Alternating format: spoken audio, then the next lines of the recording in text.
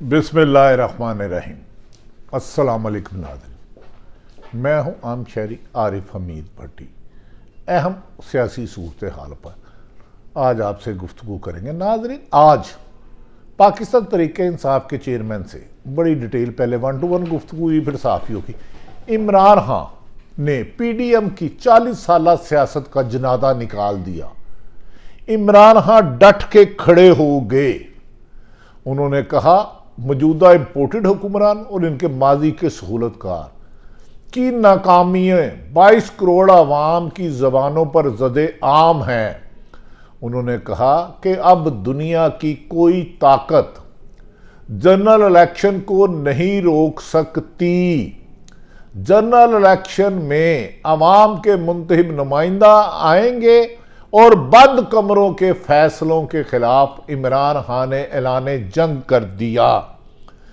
इस मौके पर उन्होंने कहा कि जो मैं इमरान खान जो कातलाना हमले हुकूमत अपनी छोड़ दी, वफाकी हुकूमत 2 सूबों की असम्बलियाँ तहलील कर दी।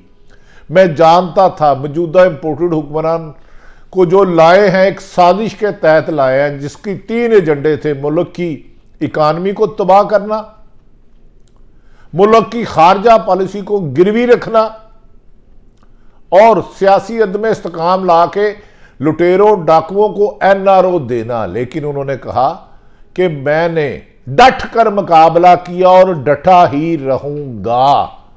उन्होंने कहा कि अब पाकिस्तान में सबसे बड़ा इम्तिहान अदालतों का है।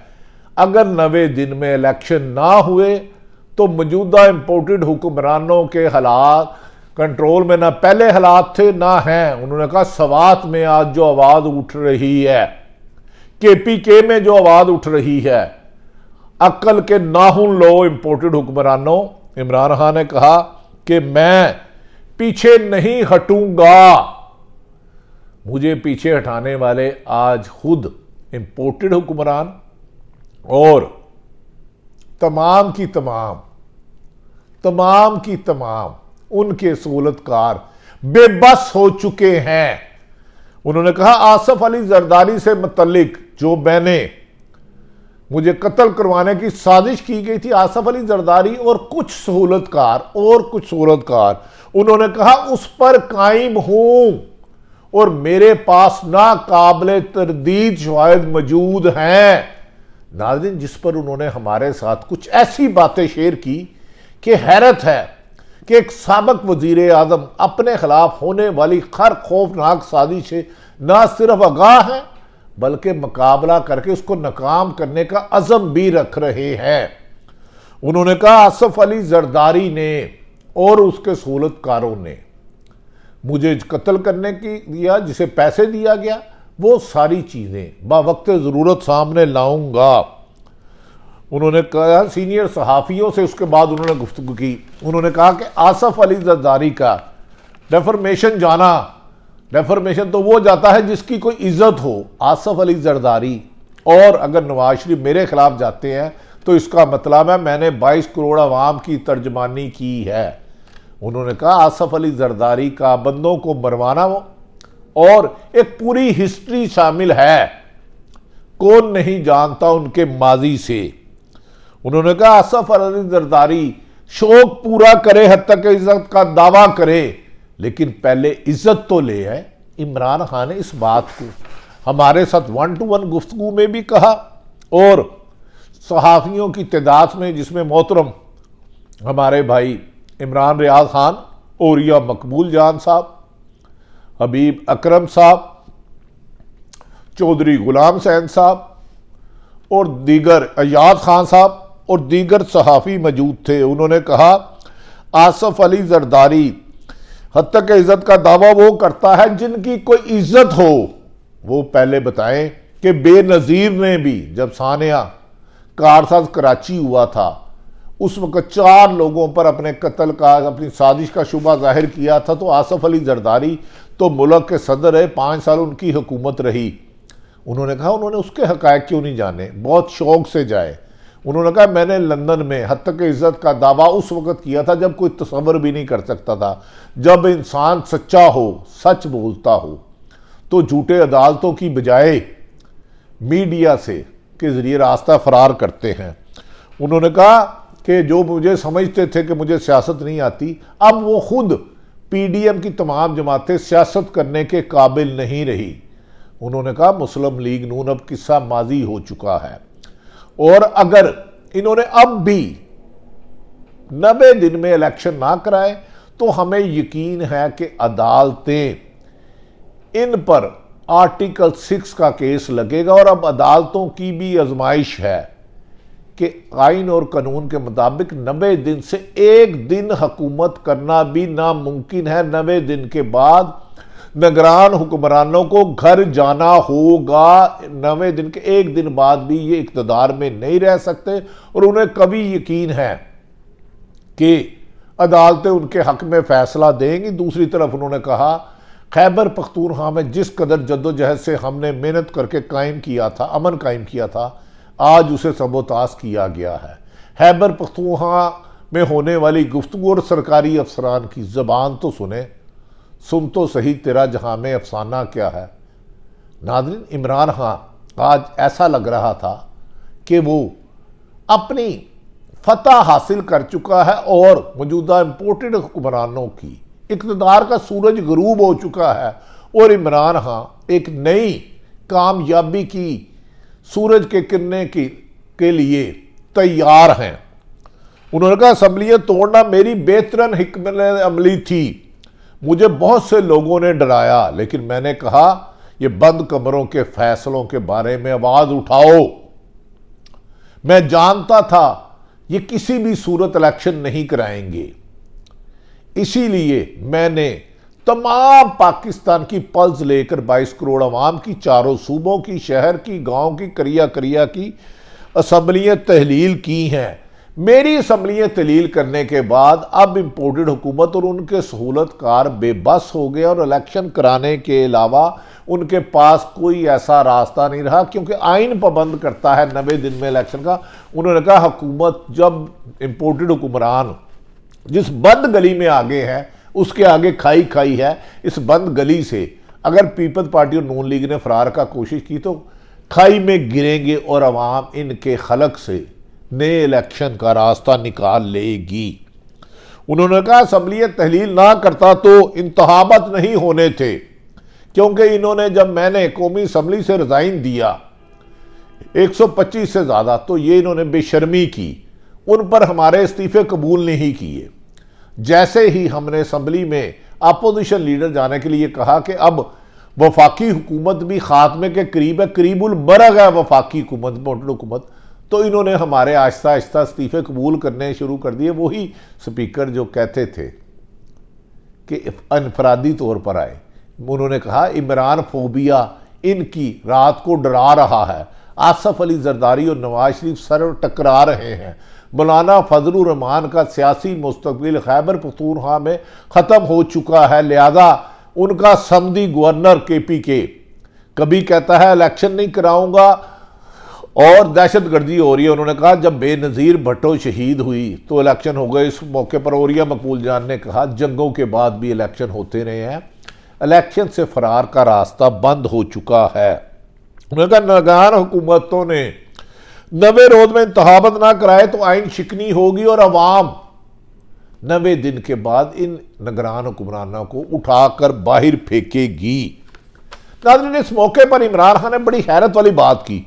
उन्होंने कहा वो जानते हैं पंजाब में कुछ पुलिस वालों के ग्रोह, मैं लफ्ज़ इस्तेमाल कर रहा हूं, पूरी पुलिस नहीं, पुलिस में बड़े बड़े अच्छे लोग हैं, ख़ुसूसन लाहौर का भी उन्होंने जिक्र किया।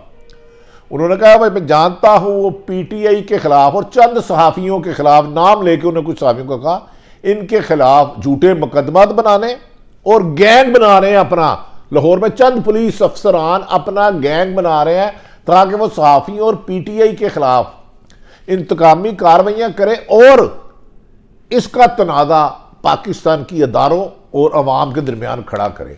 नाज़रीन, हमारी ये गुजारिश है पाकिस्तान की ख़ुसूसन एस्टैब्लिशमेंट से, खुदारा इस चंद पुलिस वाले ग्रोह का खात्मा करे जो लाहौर में एक अरसा दराज से पंजाब में मुसल्लत है। अब गैंग बनाकर सहाफ़ियों और PTI के किसी भी सियासी कारकुन के खिलाफ, रहनुमा के खिलाफ कार्रवाई करके पाकिस्तान के इदारों के खिलाफ मुतनफ़र कोशिश करेंगे, जिनकी 3 मीटिंगों की इतला इमरान खान साहब के पास मुकम्मल तौर पर मौजूद है। कौन सी मीटिंग कितने बजे, किस किस की, कौन कौन सा अफसरी और कौन कौन सा शरीक हुआ और कौन से बंद कमरे वाले हुए।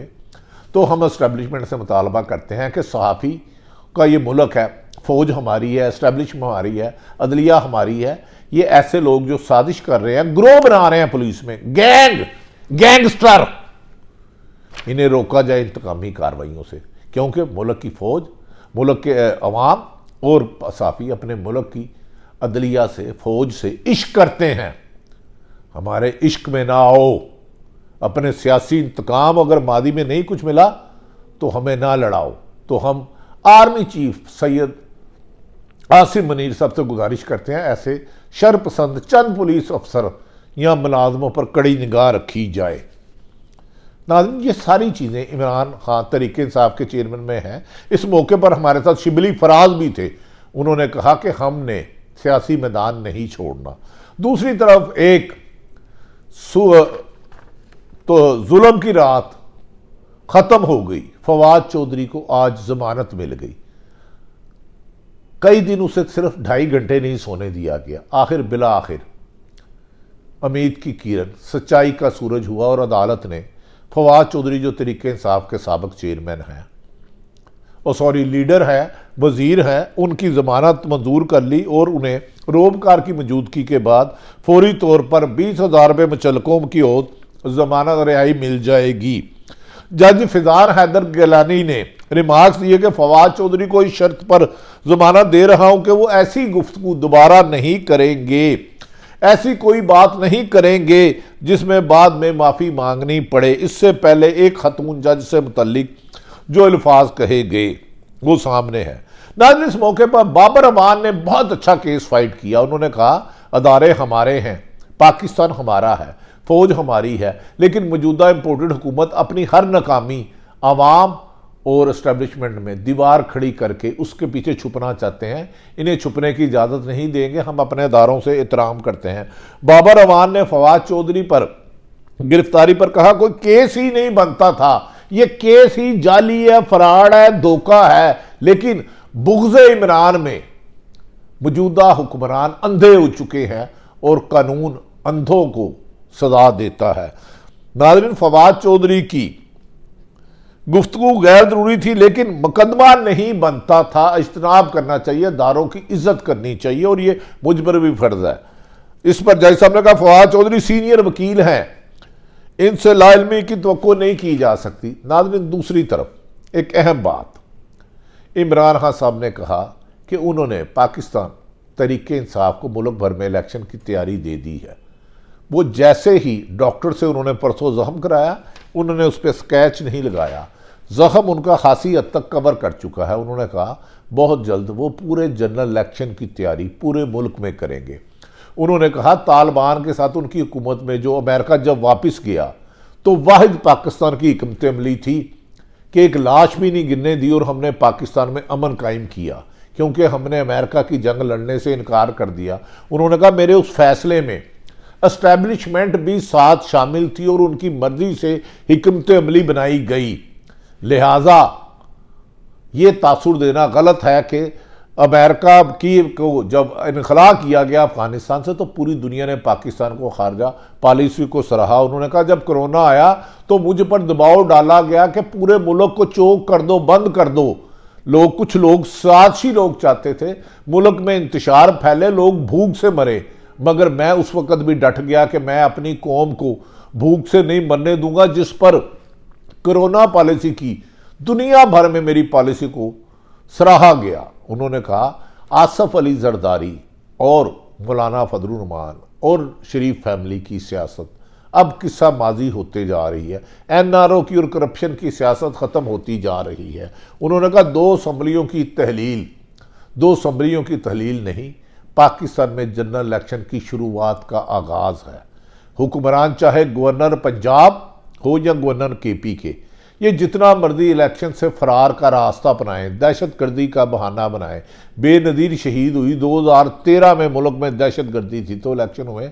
आज तो माजी की निस्बत बहुत है। उन्होंने कहा इम्पोर्टेड हुकूमत ज़रूर चाहेगी कि मुल्क में बदअमनी और इस किस्म की शोबदाबादी से इलेक्शन को मनसूख करके अपनी हुकूमत को तस्दीक दी जाए, लेकिन अब 22 करोड़ आवाम इलेक्शन के लिए सड़कों पर निकल चुकी है और जल्द ही इलेक्शन होगी। हाँ, ताहम इस मुल्क को मौजूदा इम्पोर्टेड हुक्मरानों ने अपना NRO लेने के लिए जो खरबों रुपए का मकरूज कर दिया, इस डिफॉल्ट से निकालने के लिए तरीके इंसाफ को दिन रात पाकिस्तान के मफाद में खारजा पॉलिसी और माशी तरक्की के लिए काम करना होंगे, जिसके लिए हमने माशी एक्सपर्ट की टीम बना दी है। जैसे ही तरीके इंसाफ की हुकूमत आएगी को माशी को पट्टी से लाएंगे और ताकि अशराफिया से टैक्स लें और गरीबों को उनको बुनियादी हकूक दें।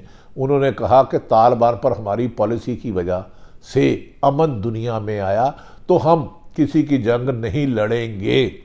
आज जो दोबारा खैबर पख्तूनख्वा और खुसूसन उन्होंने पेशावर में हमले के जिक्र पर पेशावर में होने वाली बाज़ रिपोर्ट्स का जिक्र किया, जिसको बगौर जायज़ा लेना होगा और इस काम को रोकना होगा। इसी में पाकिस्तान की माशी तरक्की का राज है, सियासी इस्तेकाम का राज है, मुल्क में अमन का राज है, हर आवाम की आदमी की जानो माल की हिफाजत करना हुक्मरान वक़्त की जिम्मेदारी है। उन्होंने कहा मैं जानता हूँ पंजाब में कौन कौन से लोग और चंद ग्रोह पुलिस या इंतज़ामिया या सरकारी अफसर इंतकामी कार्रवाइयाँ करें। हमने इनकी फहरिस्त बना ली है, इन सब को कानून के मुताबिक जवाब देना होगा।